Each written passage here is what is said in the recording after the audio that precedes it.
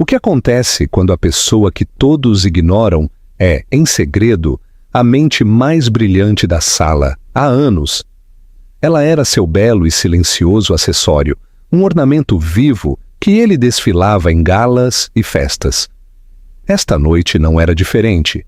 Na festa mais exclusiva do ano, cercado por bilionários e titãs da indústria, ele riu dela.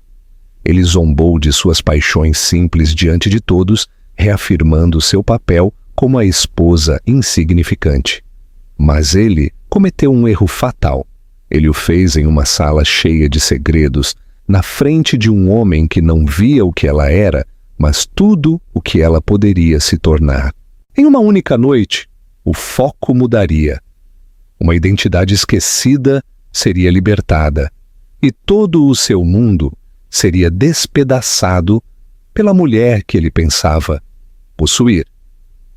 Esta é a história de como uma humilhação pública se transformou no triunfo final e deslumbrante. O convite vinha gravado em um cartão tão grosso que parecia uma bolacha de marfim. Alexandre Montealegre pedia cordialmente a presença do senhor e da senhora Ricardo Salinas no baile Luz das Estrelas. Para Ricardo, aquilo era um chamado ao seu habitat natural, mais uma arena para afirmar seu domínio no mundo impiedoso do capital privado de tecnologia. Para sua esposa, Isabela do Vale, era o ritual anual de ser exibida. Ricardo Salinas era um homem esculpido em ambição e arrogância. Ele havia construído sua empresa, a Salinas Ventures, do zero, e nunca permitia que ninguém, especialmente Isabela, o esquecesse. Ele via o mundo em termos de ativos e passivos, e Isabela, com sua graça tranquila e seu diploma em História da Arte, tinha sido uma aquisição de primeira linha. Ela era bela, serena e vinha de uma família respeitável, o acessório perfeito para suavizar suas arestas corporativas. Isabela, está pronta? Sua voz ressoou do pé da grande escada curva de sua cobertura no bairro de Salamanca, Madrid. Não era uma pergunta, era uma ordem disfarçada. Ela deu uma última olhada no espelho antigo, de corpo inteiro. Uma mulher devolveu seu olhar, envolta em um vestido azul safira intenso que brilhava como um mar agitado. Os diamantes, um presente de seu 5º aniversário de Ricardo, cintilavam friamente em sua garganta. Ela servia para o papel a senhora Salinas. Mas a mulher por dentro, aquela que passava horas perdida no Museu do Prado, aquela que podia distinguir um Caravaggio de um Gentileschi apenas pelo jogo de sombras em uma única dobra de tecido, era um fantasma naquele reflexo. Vista o azul, ele havia instruído. Combina com o novo Porsche. Ele não a olhou ao dizer isso, com os olhos fixos na cotação da bolsa que rolava em seu telefone. Ela desceu as escadas, a seda de seu vestido sussurrando contra o mármore. Ricardo a esperava, impecável em um smoking Tom Ford. Ele lhe deu uma olhada superficial, uma rápida avaliação de qualidade mais do que admiração conjugal. Bem, disse ele, ajeitando a gravata borboleta. Lembre-se, querida, esta noite nos sentamos na mesa de Montealegre. Isso significa menos conversa sobre seus hobbies e mais sorrisos. Você consegue fazer isso por mim? Seus hobbies eram os restos de sua vida anterior. Ela fazia trabalho voluntário em um pequeno museu no centro, ajudando com o trabalho de arquivo, e passava os fins de semana visitando galerias, absorvendo a arte a qual não podia mais se dedicar profissionalmente. Ricardo chamava isso de seu pequeno projeto de caridade. Ele achava pitoresco, uma forma inofensiva de preencher as horas entre sessões de spa e pilates. Claro, Ricardo, respondeu ela, sua voz suave e ensaiada, sem trair a familiar pontada em seu peito. A viagem de carro até a propriedade de Alexandre Montealegre, nos arredores de Sevilha, foi uma conferência silenciosa. Ricardo detalhou quem estaria presente. Jacinto del Pino, o magnata da navegação, um herdeiro Vanderbilt da velha guarda, e o mais importante, Kenzo Tanaka, um bilionário japonês de tecnologia que Ricardo estava desesperado para atrair para seu próximo fundo. Tanaka é tradicional, explicou Ricardo com os olhos na estrada. Ele valoriza uma esposa que apoia. Então, quando ele falar com você, seja simples. É só a bela festa. Não comece com uma de suas digressões artísticas. Você aborrece as pessoas, Izzy? Meu nome é Isabela, disse ela em voz baixa, mais para si mesma do que para ele. Ele não a chamava de Isabela há anos. Era sempre Izzy, um diminutivo para um papel diminuto. Enquanto o carro subia a longa entrada iluminada, a propriedade de Montealegre emergiu da escuridão, como um gigante adormecido. Era um palácio de granito e vidro, um monumento ao novo dinheiro tão vasto que empequecia o antigo. Manobristas em uniformes impecáveis correram para abrir as portas. O ar zumbia com o burburinho de carros caros, risadas abafadas e o pulso distante de um quarteto de cordas. Ricardo saiu imediatamente, dando um tapinha no ombro de um senador. Ele estava instantaneamente em seu elemento, um tubarão em um tanque de outros tubarões.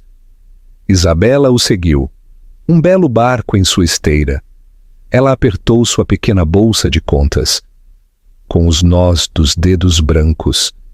Sentiu uma familiar onda de invisibilidade. Aqui ela não era a Isabela do Vale, a acadêmica que se formou summa cum laude, com uma tese sobre a degradação de pigmentos em afrescos renascentistas.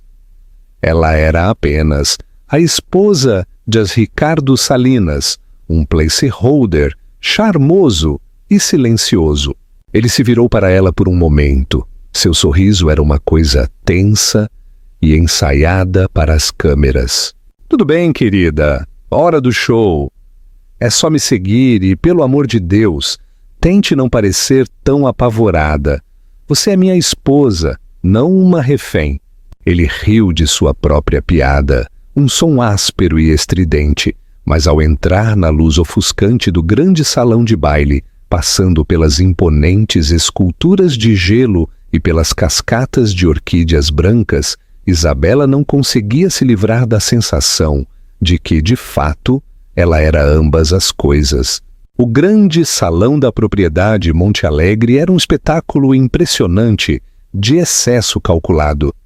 Lustres gotejando cristais como cascatas congeladas projetavam uma luz dourada e fragmentada sobre os 300 convidados.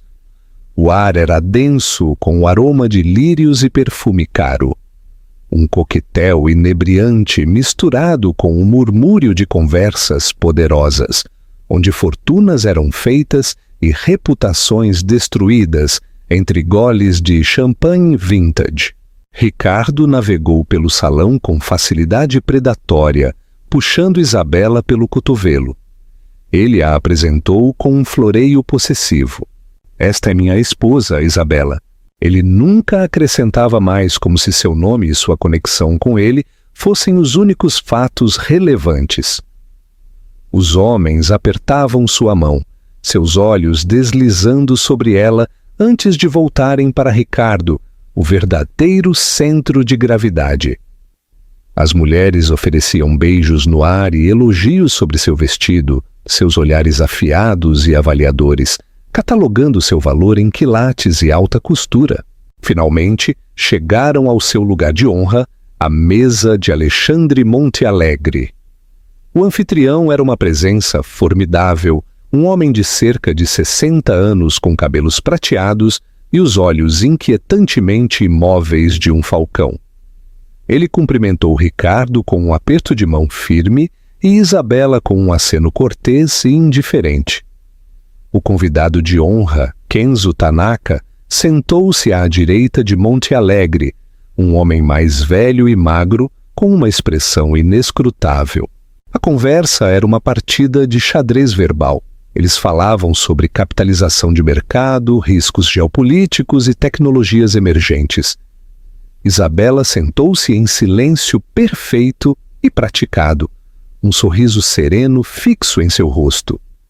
Ela tomava pequenos goles de água, sua mente vagando por uma pequena pintura empoeirada que ela havia visto em uma galeria naquela manhã. Uma paisagem com nuvens tão perfeitamente representadas que pareciam carregadas de chuva. Foi durante um momento de calmaria na conversa financeira que Alexandre Montealegre, em uma tentativa de sociabilidade mais ampla, direcionou sua atenção para ela. Dirigiu sua atenção e, Sr. Salinas, disse sua voz um grave murmúrio. Ricardo me diz que a senhora é uma patrona das artes, uma nobre busca. Antes que Isabela pudesse articular uma resposta, Ricardo riu. Não foi uma risada calorosa e inclusiva. Foi um latido agudo e desdenhoso que atraiu a atenção de toda a mesa. «Oh, Alexandre, você é muito gentil», disse Ricardo abanando uma mão.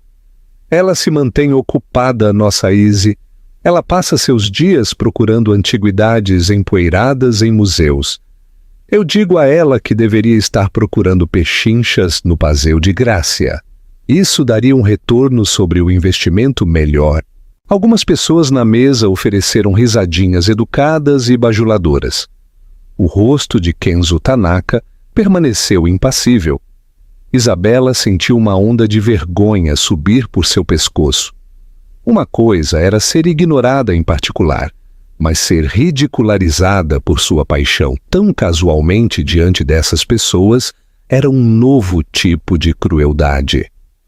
Ele havia reduzido o amor de sua vida a um hábito frívolo de compras, e ele não tinha terminado. Justamente na semana passada ela voltou para casa animadíssima com... O que foi, querida? Algo sobre tinta rachada em um retrato de um gordo comerciante holandês? Ele olhou para ela, seus olhos brilhando com diversão condescendente, esperando que ela seguisse o jogo, que fosse o alvo de sua piada charmosa. Conte a eles. Deve ter sido toda uma história. O foco estava nela. 10 pares de olhos poderosos estavam fixos nela, esperando. Sua garganta parecia apertada. Ela quis encolher-se, desaparecer nas dobras de safira de seu vestido. Mas então ela encontrou seu próprio reflexo na prata polida de uma jarra de água. Ela viu a mulher do colar de diamantes, o acessório silencioso, e pela primeira vez em muito tempo, uma faísca de rebelião acendeu-se dentro dela. Ela levantou o queixo. Seu sorriso ensaiado derreteu-se, sendo substituído por algo mais frio, mais sereno. Foi um estudo de craquelure, Ricardo, disse sua voz clara e firme, cortando o baixo murmúrio da sala. O padrão específico, semelhante a uma teia de aranha, das rachaduras na camada de gesso da pintura. Esse padrão em particular sugeria que era da escola holandesa do século XVII, mas a pincelada no colarinho de renda era inconsistente com as técnicas do suposto artista. Provavelmente era uma falsificação. Silêncio. A explicação era muito técnica, muito precisa. O sorriso de Ricardo vacilou. Ele esperava uma resposta nervosa e risonha, não uma mini-conferência. Ele tentou se recuperar, reivindicar a piada. Viram? O que eu disse? Uma detetive de arte em pleno exercício? Ele riu novamente, mais alto desta vez, mas soou forçado. Francamente, eu não saberia distinguir um Rembrandt de um teste de Rorschach. Eu deixo as pinturas bonitas para minha esposa. Ele se inclinou e deu um tapinha em sua mão, em um gesto que pretendia ser afetuoso, mas que pareceu brutalmente paternalista. É para isso que ela está aqui, para parecer bonita. A humilhação foi completa. Ele não apenas menosprezou sua inteligência, mas reduziu toda a sua existência à sua aparência.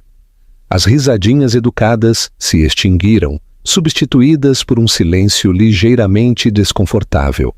Alexandre Montealegre ergueu uma sobrancelha e Kenzo Tanaka tomou um gole lento e deliberado de seu vinho, seus olhos escuros pousando em Isabela por um momento mais do que o necessário. Neste ponto, você teria ficado em silêncio, saído da mesa ou respondido com um ataque semelhante. Diga-nos o que você faria nos comentários. Foi naquele momento de silêncio esmagador que uma nova voz entrou na conversa, suave como veludo e acentuada com a cadência melódica do norte da Itália. Pelo contrário, Sr. Salinas, disse a voz, um olho perspicaz que pode detectar uma falsificação é infinitamente mais valioso do que um que só pode detectar uma etiqueta de preço. Todas as cabeças se viraram. De pé, logo atrás da mesa, havia um homem que não estava lá momentos antes. Ele era alto e esguio, com fios de prata em seu cabelo escuro nas têmporas. Ele vestia um terno cinza carvão de corte impecável, sem gravata, com um ar de elegância europeia sem esforço. Seus olhos, de um tom marrom quente e inteligente, estavam fixos diretamente em Isabela.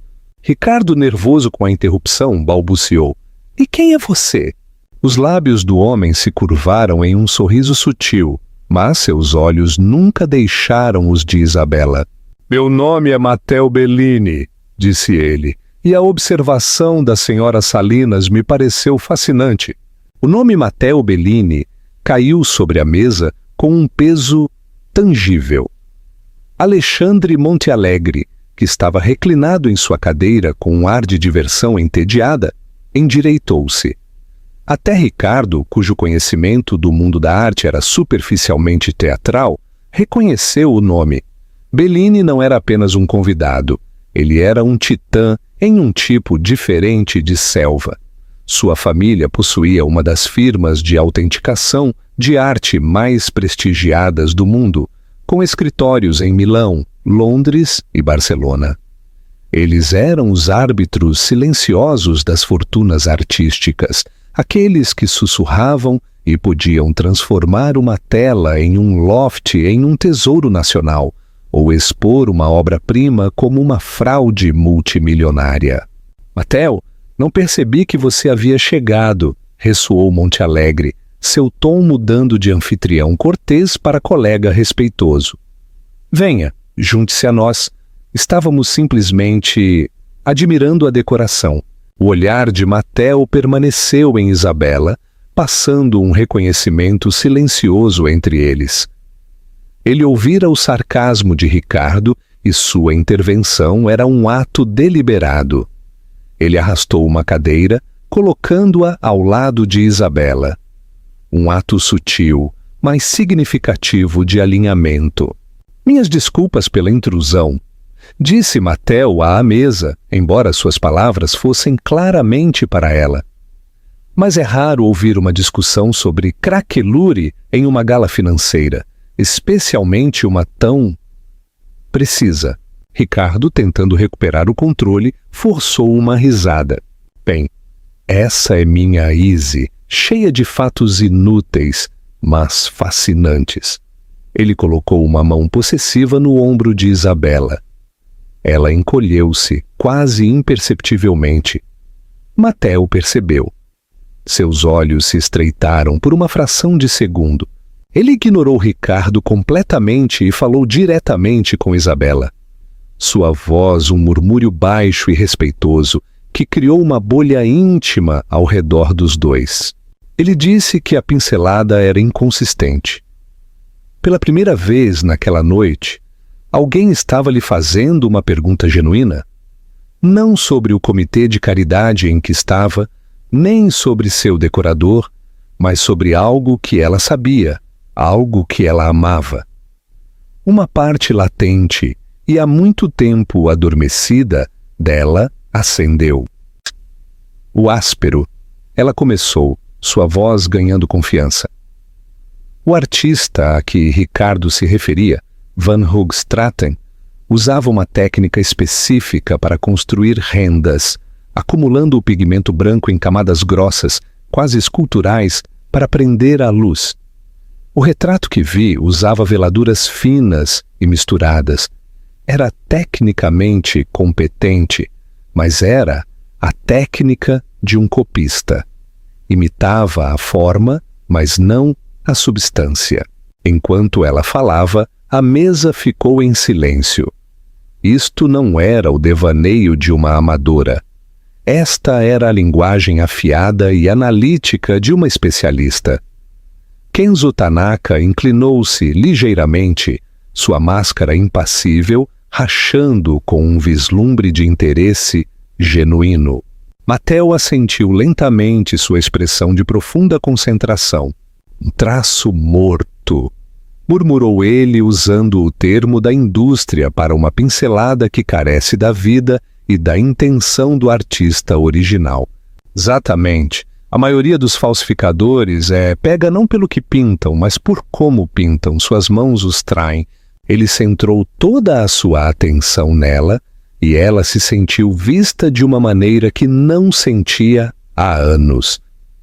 Era como se ele tivesse apagado o verniz brilhante da senhora Salinas e estivesse falando diretamente com Isabela do Vale.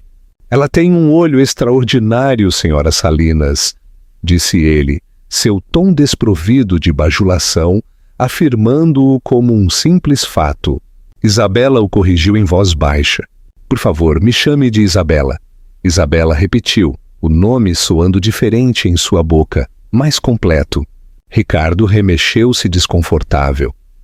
Isso não fazia parte de seu roteiro. A conversa havia se desviado para um território onde ele não era o especialista, onde, de fato, ele era um espectador ignorante. Sua esposa, seu belo e quieto acessório, estava presidindo a corte com Matteo Bellini e ele estava sendo completamente ignorado. Alexandre Montealegre, sempre o oportunista, viu um novo ângulo para a noite. Bem, se temos uma especialista entre nós, talvez ela possa resolver um pequeno debate para mim, disse ele, apontando através do vasto salão de baile para um nicho mais tranquilo, com painéis de madeira, onde uma coleção de pinturas menores estava em exibição. Eu adquiri uma peça recentemente, explicou Montealegre. Um pequeno painel italiano, supostamente do ateliê de Artemisia Gentileschi. Meus próprios curadores estão divididos. Alguns dizem que tem seu fogo, outros que é uma imitação inteligente de um de seus seguidores. Eu estava pensando em enviá-lo a uma firma para análise. Ele olhou intencionalmente para Matteo. Então, seu olhar deslizou para Isabela. Mas talvez possamos ter uma opinião preliminar. Era um teste, uma peça de teatro social para seus convidados poderosos. Ricardo imediatamente viu isso como uma armadilha. Oh, Alexandre, eu não acho que... Ele começou, querendo encerrar o assunto, puxar Isabela de volta para sua caixa antes que ela pudesse se envergonhar, por extensão envergonhá-lo. Mas Matteo interrompeu suavemente, levantando-se e estendendo uma mão. Não para Ricardo, mas para Isabela. Seria uma honra acompanhar uma especialista para ver a peça, disse ele, seus olhos desafiando-a. Se ela estivesse disposta, toda a mesa a estava observando. O rosto de Ricardo era uma nuvem de tempestade de advertência. Ele queria que ela recusasse, que risse da situação, que se encolhesse de volta ao seu papel designado. Era o mais seguro. Mas a queimadura de sua zombaria pública ainda estava fresca. O calor do respeito intelectual de Matteo era um tônico inebriante e esquecido. Ela olhou para o rosto furioso de Ricardo, depois para a mão expectante de Mateo. Por uma década, ela seguiu o exemplo de seu marido. Nesta noite, ela escolheu um caminho diferente. Terei o maior prazer em ver, disse Isabela, sua voz ressoando com uma clareza recém-descoberta. Ela colocou sua mão na de Mateo, levantou-se e deixou que ele a guiasse para longe da mesa, deixando seu marido sentado ali, silenciado e completamente perplexo. O nicho era um oásis de calma no mar rugidor da festa. O ar estava mais fresco ali, cheirando a madeira velha e cera de abelha. As pinturas eram iluminadas com uma luz suave e focada, cada uma um pequeno mundo em si mesma. Alexandre Montealegre, Mateo e um curioso Kenzo Tanaka seguiram Isabela, enquanto Ricardo rastejava atrás, sua postura rígida de indignação. Uma pequena multidão de curiosos e intrigados começou a se dirigir para lá, sentindo uma mudança no entretenimento da noite. Montealegre apontou para uma pequena pintura escura na parede. Ela retratava a cena bíblica de Judite decapitando Holofernes, um tema favorecido por Artemisia Gentileschi. A pintura era dramática, cheia de emoção visceral, mas estava opaca, como se vista através de um véu de sujeira e verniz envelhecido. Anunciou Montealegre. Minha equipe diz que a tela e a moldura são da época certa, Bolonha, século XVII. Os pigmentos não são conclusivos sem uma análise química completa. A proveniência é obscura. Ela se perdeu após as guerras napoleônicas até reaparecer em um leilão menor em Lyon. Isabela deu um passo à frente. Seu nervosismo anterior substituído por uma calma profunda e focada. Este era o seu mundo. Ela não era mais uma convidada em uma festa. Ela era uma acadêmica diante de um enigma. Ela se inclinou, seus olhos examinando a superfície com uma intensidade que fez todo o resto na sala desaparecer. Ela não viu a multidão se reunindo atrás dela. Ela não viu o rosto sombrio de Ricardo nem o olhar encorajador de Mateo. Ela só via a pintura. Ela passou 2 minutos inteiros em completo silêncio. Sua cabeça inclinada, seus olhos rastreando o fluxo das pinceladas, a sutil interação de luz e sombra, o chiaroscuro que era uma marca registrada de pintores Caravaggisti como Gentileschi. Permite-me? Perguntou ela, apontando para uma pequena e potente lanterna que um dos seguranças de Montealegre segurava. Ele a entregou sem perguntar. Ela inclinou a luz através da superfície da pintura, uma técnica chamada luz rasante, que revela a topografia da pintura, a textura, o impasto. Os curiosos murmuraram, impressionados com seu profissionalismo. Ricardo simplesmente cruzou os braços, o maxilar cerrado. O que você vê, Isabela? Perguntou Mateo suavemente, sua voz uma âncora baixa no silêncio carregado. Isabela respirou fundo. Eu vejo um problema, disse ela, sua voz ressoando com autoridade. Ela apontou o feixe de luz para o rosto da serva de Judite, que estava parcialmente obscurecido pela sombra. Gentileschi era uma mestre na representação de tecidos. Ela explicou, sua voz clara e didática, como se estivesse dando uma palestra para uma turma de pós-graduação. As dobras de uma manga, o peso de uma capa de veludo, ela lhes dava vida, textura. Olhem aqui, traçou a luz sobre a manga da serva. As dobras são hesitantes. São tecnicamente corretas, mas carecem de convicção. Elas descrevem a forma de um braço, mas não transmitem a tensão do músculo por baixo. É o trabalho de um copista, alguém que pinta a partir de um desenho, não da vida. Um sussurro percorreu a pequena multidão. O próprio curador de Montealegre, um homem chamado Peterson, que havia se juntado ao grupo, assentiu sombriamente. Este era o argumento que ele havia levantado. Ricardo viu uma oportunidade para acabar com isso, para fazê-la voltar ao rebanho. Então é uma falsificação, disse ele em voz alta com um ar de finalidade. Uma boa, mas uma falsificação. Mistério resolvido. Vamos voltar ao champanhe. Não disse que era uma falsificação, rebateu Isabela sem olhá-lo. Sua concentração era absoluta. Eu disse que a serva foi pintada por uma mão diferente. Ela moveu a luz para a figura principal.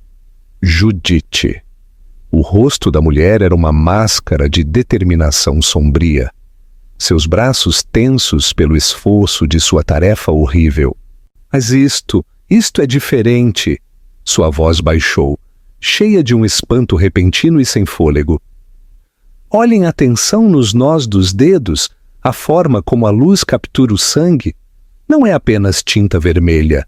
É representado com uma transparência que a faz parecer molhada, viscosa.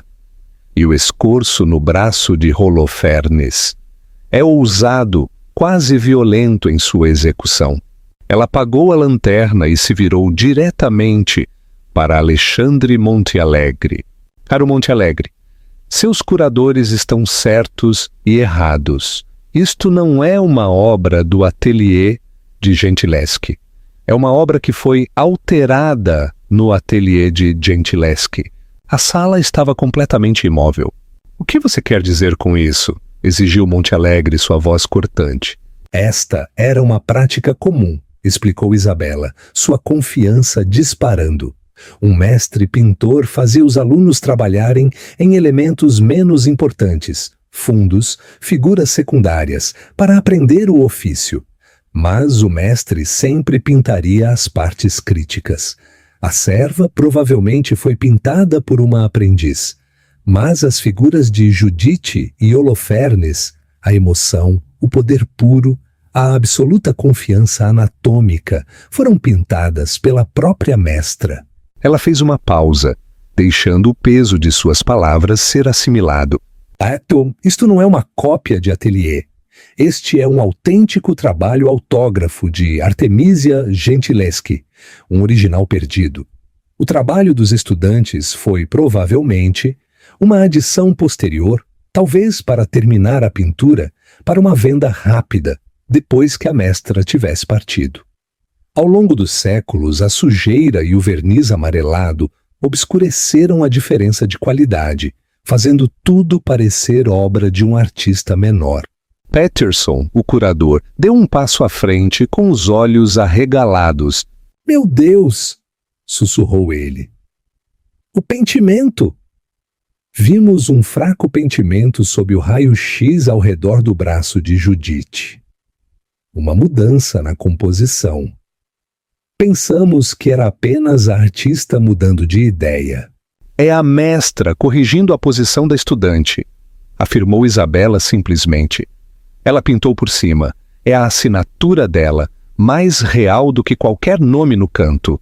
O foco, o centro das atenções, havia se deslocado agora total e irrevogavelmente. Não estava mais em Ricardo Salinas, o titã das finanças, ou Alexandre Montealegre, o anfitrião poderoso. Estava em Isabela, a esposa silenciosa, que estava de pé em frente a uma velha pintura empoeirada, revelando uma obra-prima, esquecida, escondida à vista. Ricardo ficou olhando, a boca ligeiramente aberta. A mulher de quem ele havia zombado, a mulher que ele havia reduzido a um objeto bonito, estava dominando a atenção e o respeito de todos na sala, com um intelecto e uma paixão que ele nunca se incomodou em reconhecer, muito menos em compreender. O riso havia se afogado em sua garganta, substituído pelo frio e nauseante pavor de um homem que acaba de perceber o verdadeiro valor de um ativo que interpretou catastroficamente mal. O silêncio no nicho foi quebrado por um único som agudo. Kenzo Tanaka começou a aplaudir. Foi um aplauso lento e deliberado, um sinal de profundo respeito. Um por um, outros se juntaram, não o aplauso educado e disperso de uma festa, mas uma ovação genuína. Alexandre Montealegre olhou para Isabela, seus olhos de falcão cheios de uma nova e cobiçosa luz. Ele não estava olhando para a esposa de seu convidado, ele estava olhando para um ativo humano mais valioso do que qualquer ação em seu portfólio. Peterson, latiu Montealegre para seu curador. Tirem este quadro da parede. Quero que o enviem aos laboratórios do Museu Tyson logo pela manhã. Análise espectral completa, raio-x, tudo. E quero que a senhora... Ele hesitou, corrigindo-se. Quero que Isabela consulte. Era uma ordem, mas também uma oferta, um trabalho. Ricardo, saindo de seu estupor, tentou reivindicar a narrativa. Ele se adiantou, colocando seu braço em volta dos ombros de Isabela, um gesto de orgulhosa posse. Essa é minha esposa, disse ele. Sua voz um pouco alta demais, um pouco efusiva demais. Eu sempre soube que ela tinha bom olho. Isabela enrijeceu sob seu toque e sutilmente se afastou, quebrando o contato. O gesto foi pequeno, mas na atmosfera carregada foi um evento sísmico. Ela não olhou para ele. Sua atenção estava na pintura e nos dois homens que entendiam seu significado. Matteo Bellini observara toda a troca com um sorriso calmo e conhecedor. Agora ele se aproximou de Montealegre. Alexandre, se a hipótese de Isabela estiver correta, e não tenho dúvidas de que está, esta pintura não é apenas uma obra-prima. É a Judite de Bolonha perdida. Ela foi documentada em um inventário dos Médici em 1638 e depois desapareceu. O Instituto Bellini a procurava há 2 gerações. Seu valor não está em milhões, está em dezenas de milhões. É culturalmente inestimável. Todas as mandíbulas nas proximidades caíram. O rosto de Ricardo ficou pálido. Ele havia zombado de seu interesse em algo que valia mais do que todo o seu último fundo. Matteo se virou para Isabela, seus olhos brilhando com admiração profissional. E algo mais profundo. Isabela, isso não foi apenas um bom olho? Isso foi genialidade. O tipo de salto intuitivo que os acadêmicos passam carreiras inteiras esperando dar apenas uma vez. Minha firma em Barcelona está se expandindo. Estamos procurando um novo chefe de autenticação do Renascimento. O cargo é seu se você o considerar. Você teria seu próprio laboratório, sua própria equipe, uma conta de despesas para viajar para qualquer coleção no mundo. Você só teria que fazer o que acabou de fazer, uma segunda oferta de emprego. Em menos de 10 minutos, ela havia passado de objeto de zombaria a uma das especialistas mais cobiçadas da sala. A multidão ao redor dela estava zumbindo. As pessoas não estavam mais olhando para Ricardo. Elas estavam olhando para Isabela, sussurrando seu nome. Quem era ela? Onde Salinas a estava escondendo.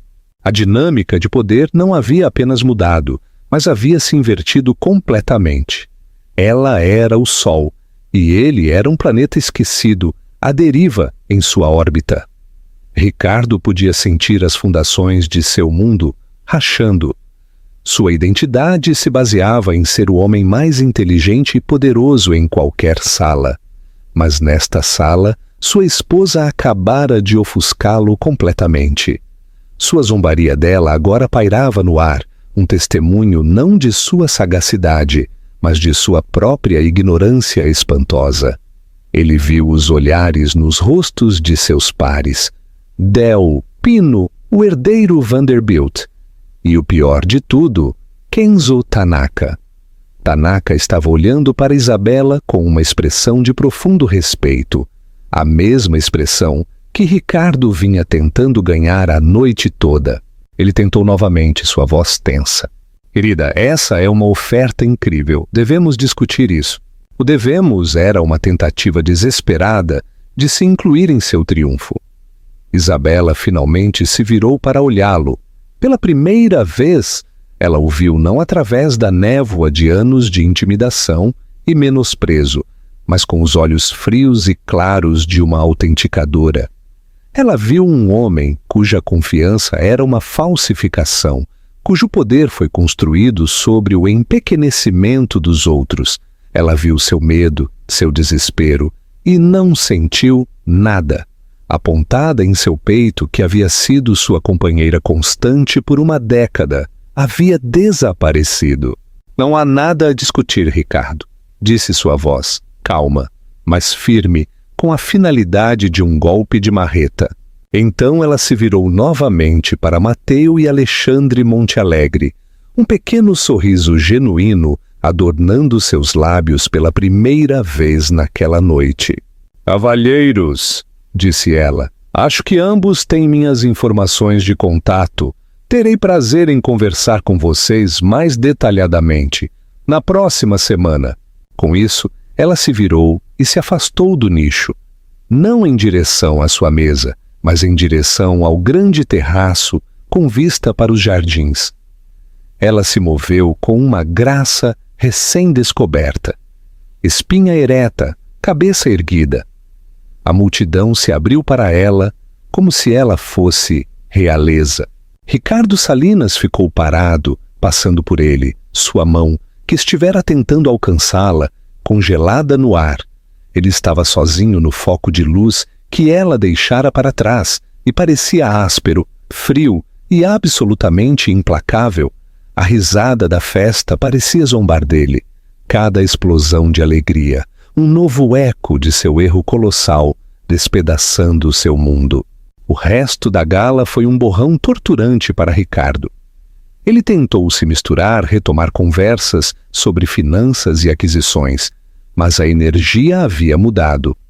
Os olhos das pessoas piscavam dele para o terraço, onde Isabela agora presidia a corte, com um círculo cativado que incluía Mateu, Kenzo Tanaka e um curador do Museu Reina Sofia que havia se materializado da multidão. Quando as pessoas falavam com Ricardo, a pergunta era sempre a mesma, tingida de um novo e exasperante respeito por sua esposa. Sua esposa é extraordinária, Ricardo. Como vocês se conheceram? Ele resmungava algo sobre uma função universitária. As palavras com gosto de cinzas em sua boca.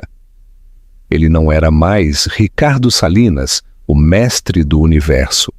Ele era o marido de Isabela, uma nota de rodapé em sua repentina e brilhante ascensão. Ele sentiu uma raiva primal e possessiva crescendo dentro dele. Como ela se atreveu? Como ela se atreveu a fazer isso comigo na frente dessas pessoas? Era uma traição, uma emasculação pública.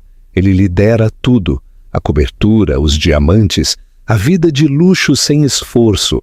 E ela lhe pagara fazendo-o parecer um tolo. Finalmente, incapaz de suportar mais, ele a encontrou e sibilou. Vamos embora. Ela olhou para ele, sua expressão indecifrável.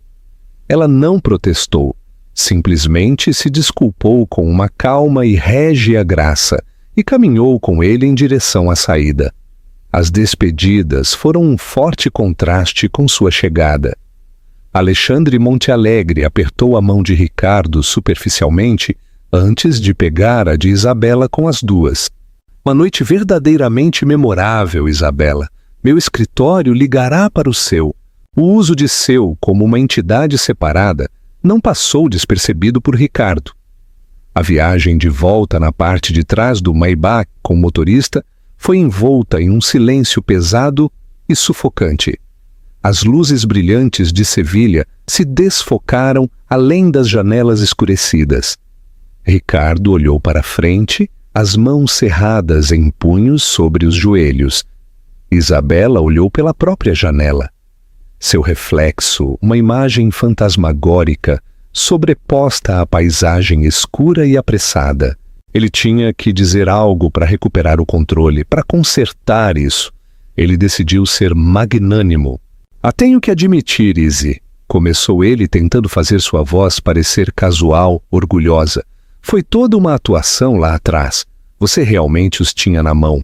Isabela virou a cabeça lentamente para olhá-lo. Não foi uma atuação, Ricardo.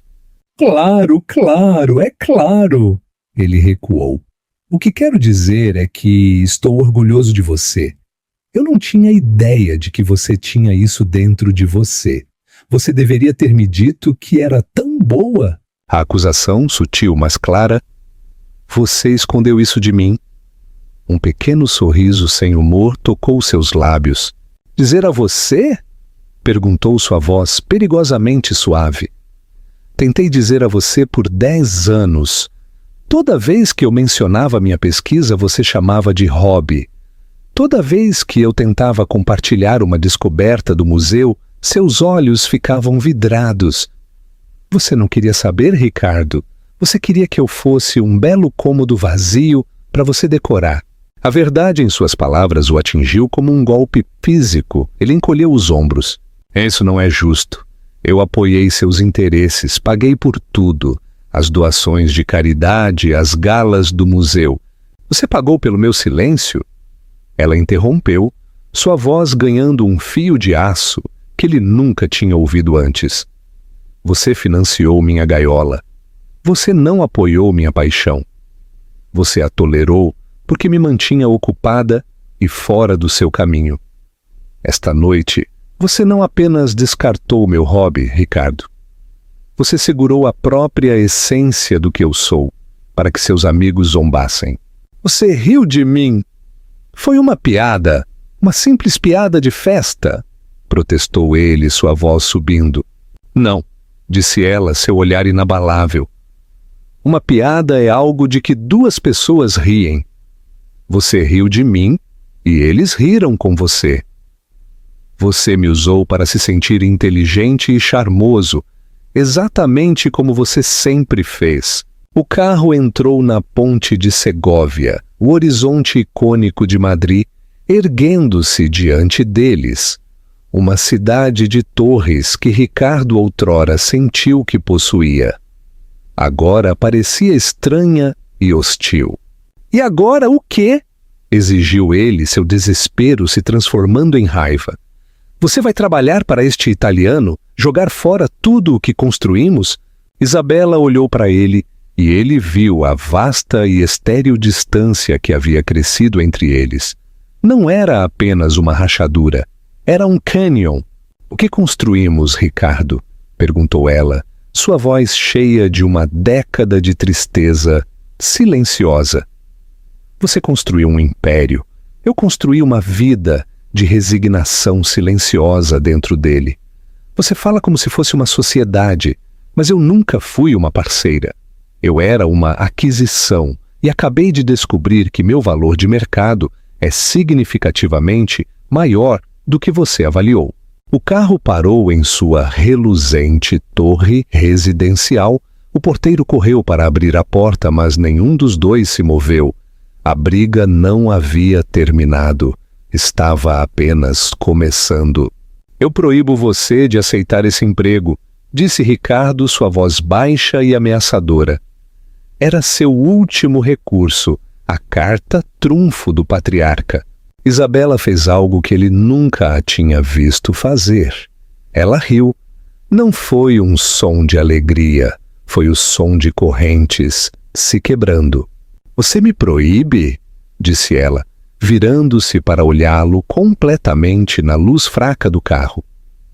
Ricardo, você não entende. A mulher a quem você podia proibir coisas deixou de existir esta noite.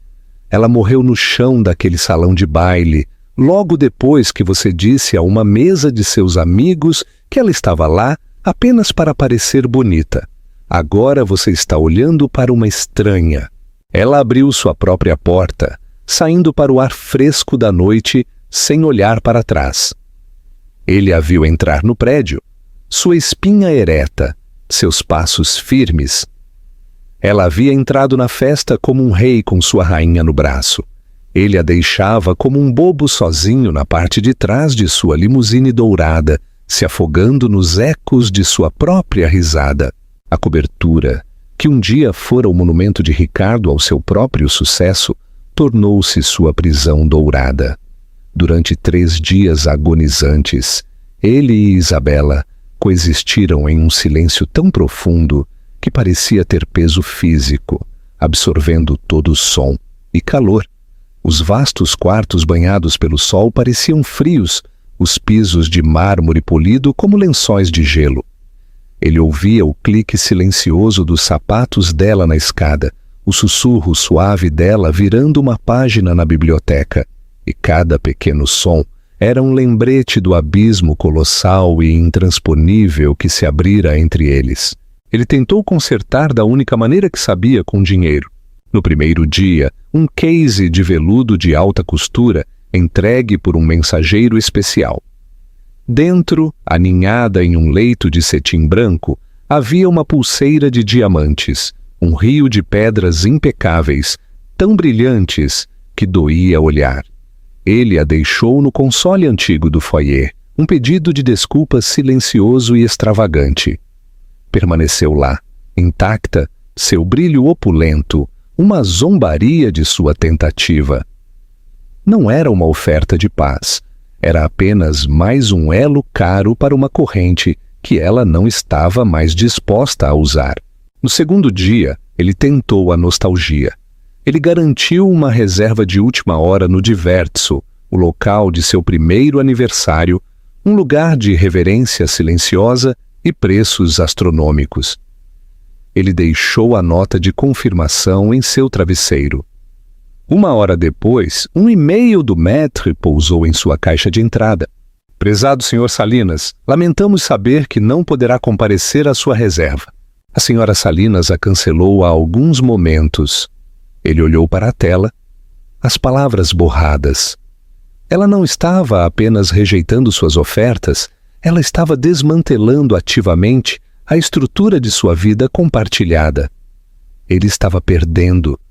A compreensão não era mais um pavor silencioso, mas um pânico gritando no fundo de sua mente. Isso não era apenas uma disputa conjugal. Este era um evento de nível de extinção para seu ego. Ele pensou nos sussurros que já deveriam estar deslizando pelos círculos sociais de elite da cidade. A história da gala era boa demais, dramática demais para permanecer contida. Ele seria o motivo de piada, o homem que possuía um tesouro e o chamava de bugiganga. Na tarde do 4º dia, ele chegou em casa cedo, um plano desesperado se formando em sua mente para levá-la para sua vila em Maiorca, para prendê-la com luxo e memória até que ela se submetesse. Ele a encontrou no vasto dressing room da suíte principal, um espaço maior que a maioria dos apartamentos em Madrid. Uma elegante mala rimova prateada estava aberta sobre a otomana. Ela estava dobrando uma blusa de seda com uma calma metódica e uma precisão que ele achou absolutamente aterrorizantes. "O que você está fazendo?" perguntou sua voz rouca. A pergunta era uma formalidade. Ele sabia exatamente o que ela estava fazendo. "Estou arrumando as malas, Ricardo", disse ela, sem olhar para cima. "Está indo para um hotel?" Ele entrou no dressing room. O cheiro de seu perfume, uma fragrância que ele havia escolhido para ela, sentindo-se de repente estranho. "Isso é ridículo, Izzy. Este é o nosso lar.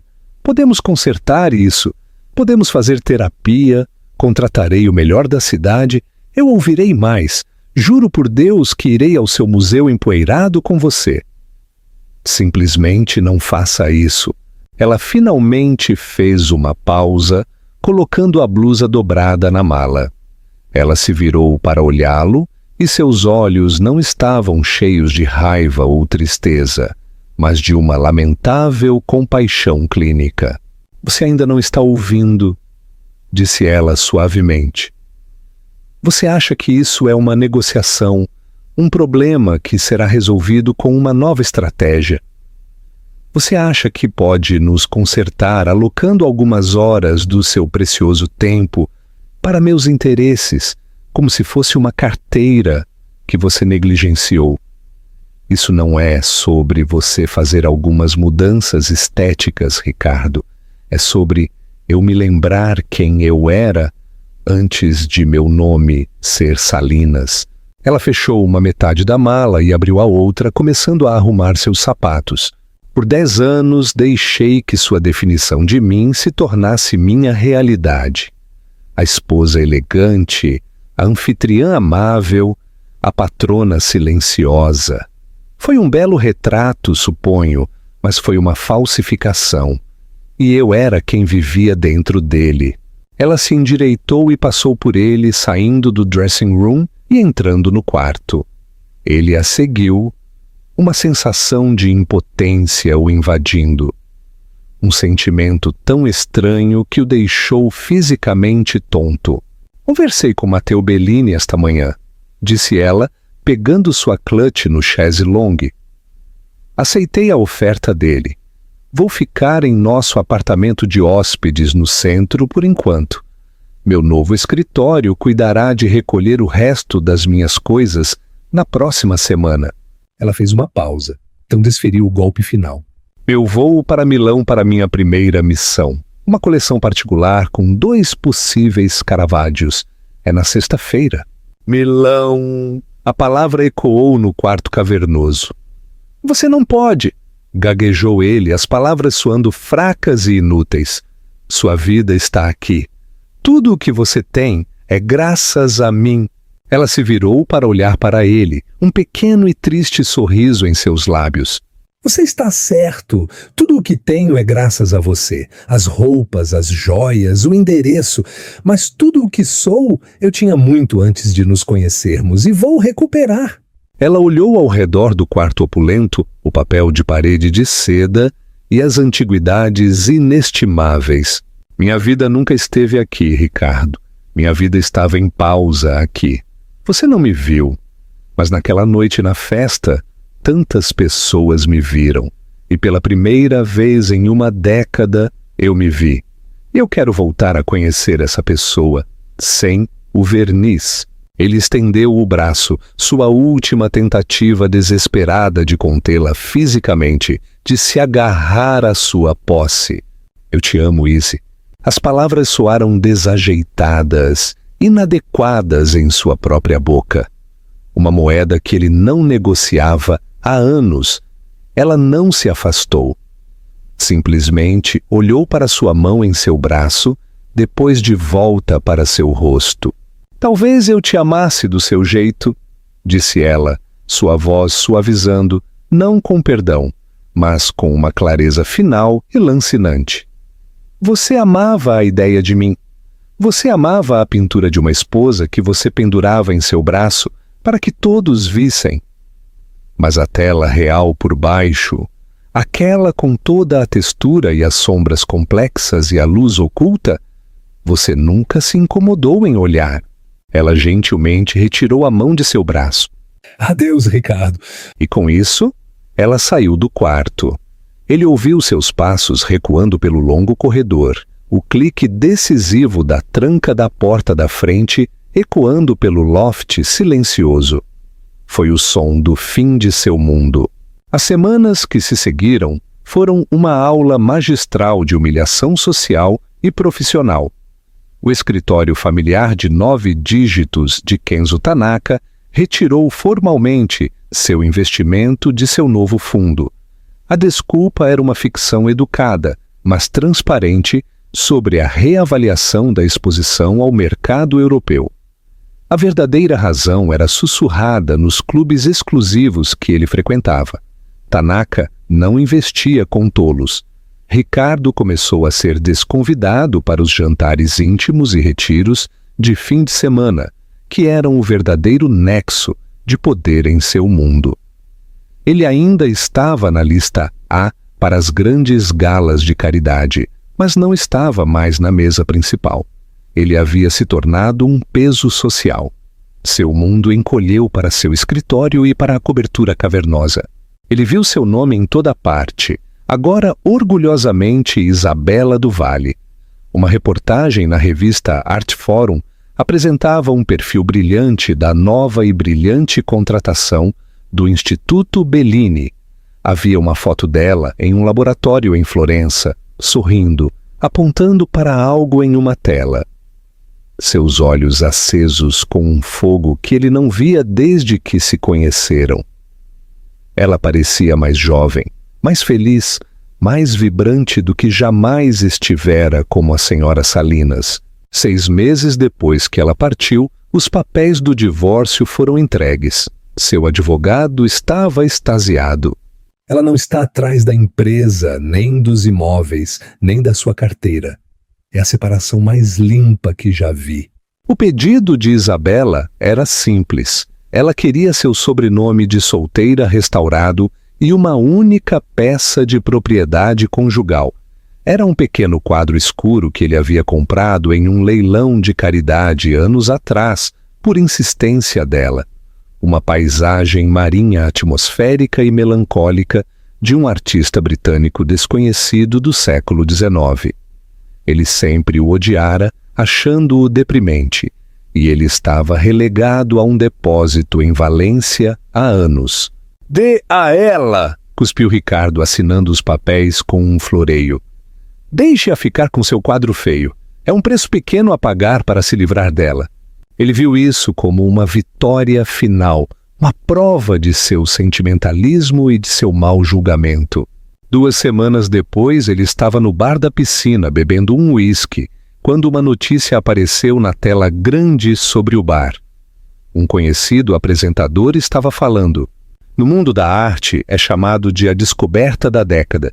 A tela mudou para uma coletiva de imprensa no Museu do Prado, e lá estava ela, Isabela.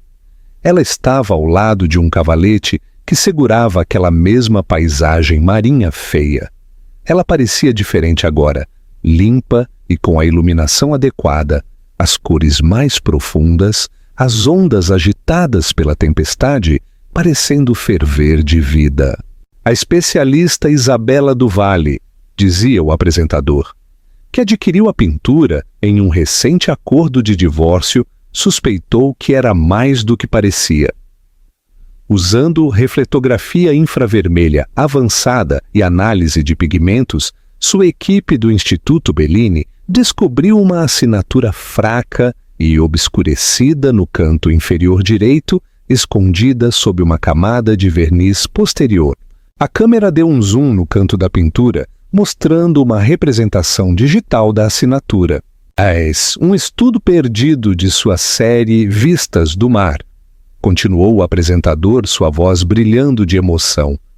A pintura foi autenticada como uma obra genuína, previamente desconhecida, do grande mestre espanhol Joaquim Sorolla.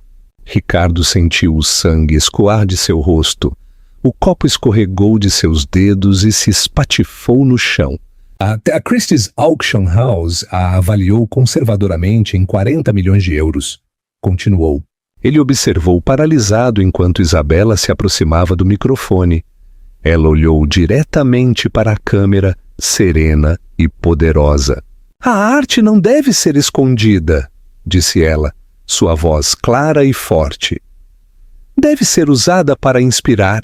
É por isso que, após o leilão, a totalidade dos lucros será usada para estabelecer a dotação do Vale para a preservação e educação artística no Museu Regional de Granada. O Museu Regional de Granada, seu pequeno projeto de caridade no centro. O plano final do segmento de notícias foi o diretor do museu, chorando de alegria, abraçando Isabela. Ricardo olhou para a tela, para o fantasma de sua esposa, uma mulher que ele nunca conheceu. Ele havia zombado de sua paixão, descartado seu conhecimento e, em seu ato final de arrogância, havia presenteado livremente uma fortuna. Ele não apenas perdera uma esposa, perdera um mundo. Um mundo que ele era cego demais para ver. E ela pegara aquele mundo e o usara para construir um legado, deixando-o apenas com o silêncio ensurdecedor e ressonante de seu próprio erro colossal. Conclusão e chamada para ação. A história de Isabela do Valle é um poderoso lembrete de que nosso verdadeiro valor nunca é determinado por como os outros nos veem, mas pela coragem que é necessária para ver a nós mesmos. Por anos ela esteve presa em uma gaiola de ouro, seu brilho descartado e suas paixões ridicularizadas. Mas em uma noite, um único momento de desafio mudou tudo. Ela não apenas recuperou sua voz, mas reconstruiu todo o seu mundo em seus próprios termos, com os mesmos talentos que seu marido tentou enterrar. Sua jornada nos ensina que as luzes mais brilhantes estão frequentemente escondidas nas sombras, esperando o momento certo para brilhar.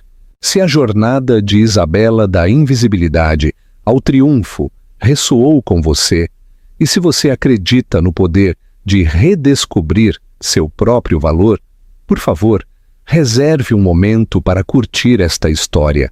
Compartilhe-a com alguém que precise ser lembrado de seu próprio gênio oculto. E o mais importante, inscreva-se no canal e ative as notificações. Você não vai querer perder nossa próxima história de justiça, empoderamento e a incrível força do espírito humano. Que passo você dará hoje para reivindicar sua própria tela perdida? Deixe-nos sua resposta nos comentários. Obrigado por assistir.